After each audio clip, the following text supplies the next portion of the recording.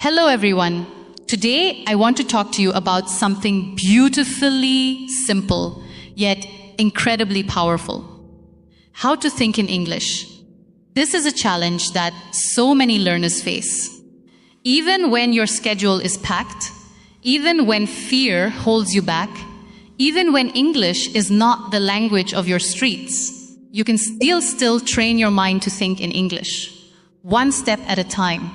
So many people believe that they must move to London or New York to truly master English. But I am here to tell you that is simply not the truth. You do not need to live in a foreign city. You do not need a native speaker sitting beside you every single day. And you do not need to sacrifice hours of sleep studying every night. What you truly need are small, intelligent steps. Steps that are easy to repeat every single day. Steps that blend into your real life. For example, speaking for just 1 minute each morning, listening while you walk, or silently thinking in English when you are by yourself. These small habits may seem insignificant, but over time, they create extraordinary change. If you live in a place where English flows around you every day, you hear it constantly, you use it constantly. So gradually, English becomes woven into your thinking. You no longer need to translate.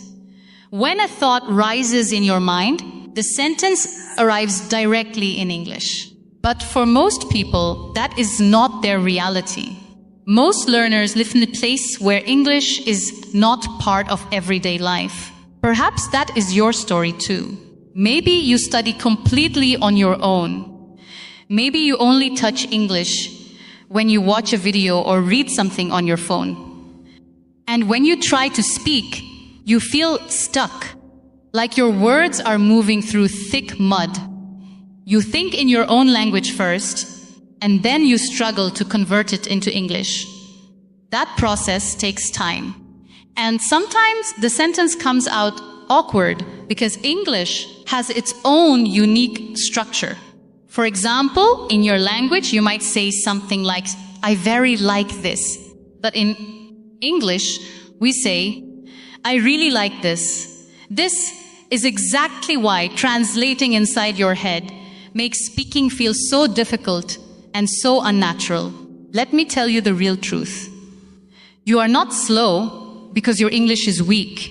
You are slow because you are translating. Your brain is trying to carry two heavy loads at the same time. First, you think in your native language. Then you attempt to convert it into English. That takes precious seconds. And while your brain is working overtime, the conversation has already moved forward, and that is why you feel nervous. That is why you freeze. Think about this for a moment. Someone asks you a simple question, "What did you do today?" You understand it perfectly. But before you answer, your mind races back to your own language first. Then you begin constructing the English sentence. And in that gap, you feel completely stuck. This is not a reflection of your intelligence. It is simply your brain working too hard. But here is the beautiful news.